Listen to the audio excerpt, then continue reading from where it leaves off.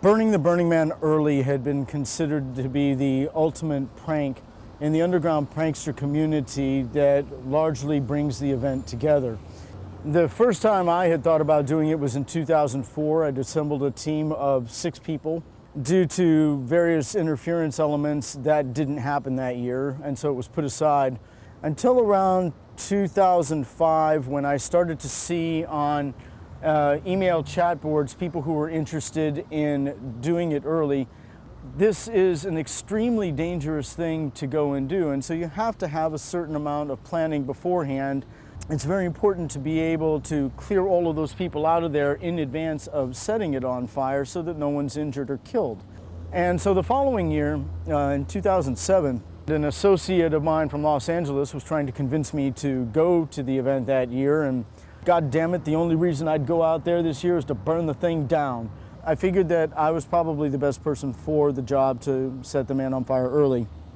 And when I began to recruit, I made sure that my early recruits understood that the absolute #1 operating principle was safety and that no one could get hurt. The only people who were hurt or killed by this would be me, but it was completely unacceptable to me that anyone else, bystander, Black Rock Ranger, law enforcement, anyone would be injured by this.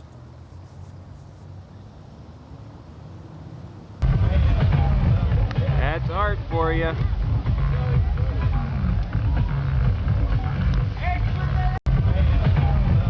That's art for you.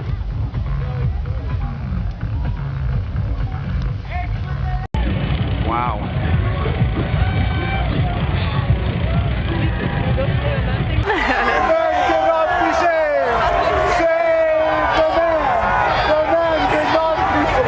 It was a success. No one was hurt. I was definitely secretly happy. And again, not happy that people were stressed by it, and not happy that it cost us money, and not happy that people were injured. I'd like to take just a second to address the rather egregious lies put forth by the Burning Man organization that anyone was injured by this stunt whatsoever. That is not only completely untrue, it is also totally malicious and self-serving. The fact of the matter is, as court documents in the prosecution's own file demonstrate, I arrived over 30 minutes before the stunt to clear people from underneath the pavilion myself.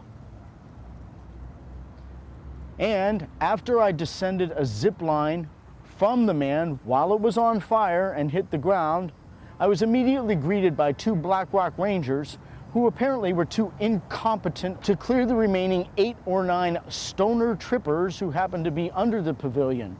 I should emphasize at this time that the fire was not raging, it had only just begun to catch, and that there was no immediate risk to anyone. When I saw these people were still under the pavilion and that the Black Rock Rangers were doing nothing, I immediately turned, went into the pavilion, cleared every single one of them myself, and was in fact the last person out of the pavilion. That was my emphasis on safety. I put my own life on the line, dedicated to the operating principle of no one getting hurt. As far as the case and its determination by the Nevada court and Judge Wagner, who actually handed down the sentencing, Judge Wagner made it very clear that Burning Man is now considered big business in Nevada. And to quote Judge Wagner, Nevada knows how to protect its big businesses. So in the eyes of the court, there was really no difference between me setting fire to a sculpture that was meant to be burned a few days later in an environment full of pyromaniacs who have gathered for this very reason, and me setting fire to, say, a Walmart. It's one and the same in the state of Nevada because that's how he represents Pershing County. As far as Burning Man and what they could have done in this case, it was made clear to me from the inside that if Burning Man had approached the prosecutors and said, "We don't want him to go to prison. We don't. What can be done? How can we work this out?" that the prosecutor would have listened to them. There was no need for Burning Man to do anything illegal in terms of withdrawing documents, concealing case files, or anything else. That was absolutely unnecessary. The truth of the matter is that there were several people within B Morgue who wanted to see me go to prison. Think about that in prison. So while I was waiting there, the prosecutor came back with a couple of deals for me. The first one was that if I would plead guilty to the crime of arson, at that time the charges I was facing were arson and destruction of property. I was offered plead guilty to arson and you will get 5 years of probation. And I didn't like that. The other option was to plead guilty to destruction of property and leave the prosecutor free to argue my punishment. And so I went with the destruction of property because if Burning Man would have come to the court and said that their damages were less than $5,000, it would have been a misdemeanor. I would have gotten probation and restitution and been immediately released.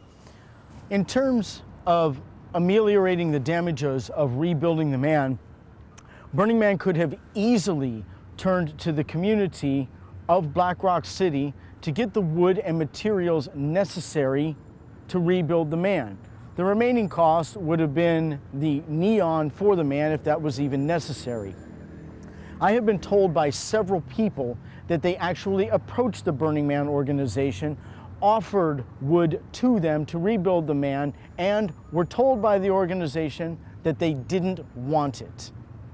Now, Burning Man obviously neglected its opportunity to mitigate its damages and played the victim the entire way. If the damages were over $5,000, that would have made it a felony and further punishment would have been assigned. So I decided to chance it, and the judge at that time set my release bail at a very modest amount, which would have come out to about $350. And yet my support crew and friends back in San Francisco thought that it was better for me to spend 6 weeks in a desert jail rather than spend $350 to bring me back here to freedom to live as a human being and put all of my affairs in order before the sentencing hearing came down. They also decided that they were the people who could best look after my interests back here in terms of convincing Burning Man to reduce this matter to a misdemeanor and walk away. On the day that I was sentenced by the court, Burning Man sent Will Roger Peterson, an alleged rapist, career alcoholic, and known terrorist, to testify against me in court as to the damages that were caused, the alleged threat to all of the people there, and Burning Man's 10 foundation principles. My associates and well-wishers in San Francisco actually failed miserably to convince Burning Man to lower the damage amount below the misdemeanor threshold. Burning Man claimed damages in excess of $27,000, making this a clear case of a felony. In sentencing me to prison, the judge referenced the Grace Cathedral case in San Francisco, all of which the felony charges in San Francisco for that church had been dismissed, making me an innocent man with regard to those charges. And yet the judge in Nevada used that case as a cornerstone to sentence me to 1 to 4 years in prison in Nevada for what I did at Burning Man. This despite the fact that I used maximum safety measures, pulling off an art stunt at an event where this type of behavior is encouraged and condoned. Burning Man prides itself on radical free speech within its borders, and yet when a radical comes in and commits the ultimate act of free speech in the safest, most conscientious manner possible, Burning Man's reaction is to sentence them to prison. This should be a warning to each and every single one of you who are contemplating going to Burning Man and doing anything that is outside of their rule book. They will send you to prison. Be aware of that, and be aware of the fact that they cannot possibly maintain their radical free speech stance in a country that so desperately needs thinkers from outside the box, people who can do more than just party, fuck, and watch blinky lights.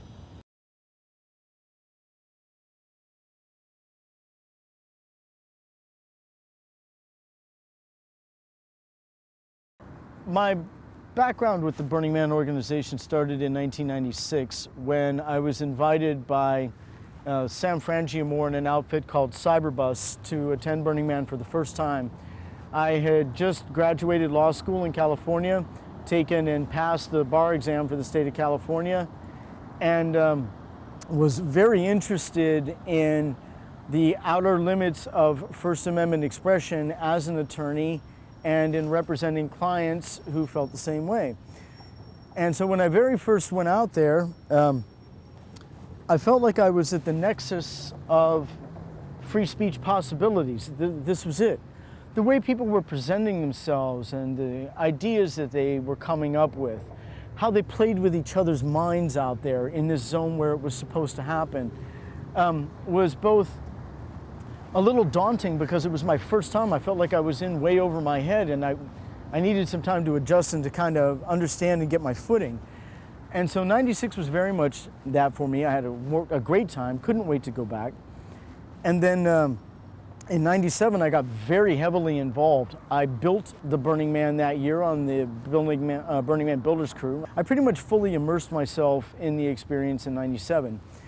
And then in 1998, I went back again and noticed the gradual slide towards a more suburban homogenization of what was accepted as radical or daring or dangerous or provocative out there, and started to see a lot of repetition from previous years.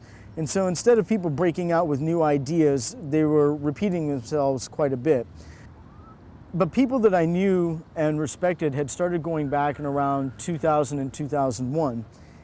And one of them in particular, a guy that I have always loved and enjoyed named Chris Radcliffe, went back. And to me, that was huge. Radcliffe had a falling out with the org, had stopped going. But when he went back, I was very interested to see what he thought. Maybe I was wrong, you know? Maybe those of us who had stopped going, maybe we just weren't getting it anymore, you know? And so when Radcliffe came back, I pulled him aside one night at a party and I said, Chris, how is it out there? And he looked at me and said, Paul, everybody keeps waiting for something to happen and it never does. And I kept that in mind. And then he went back the following year. And I asked him again when he came back, Chris, how is it out there? And he said, Paul, everybody keeps waiting for something to happen, and it never does. Well, in 2007, something happened. And for all of you who are doubting this word right now, let me ask you this. It's 2010. Has anything really happened out there since 2007? Unexpected, daring, bold, didn't play by the rule book, radical free expression? That's the question I'm putting to all of you burners and believers right now. You got the guts to do something like that? Or did Burning Man just whip you right down by sending me to prison? What are you really about out there? So that's my history with Burning Man. How about you?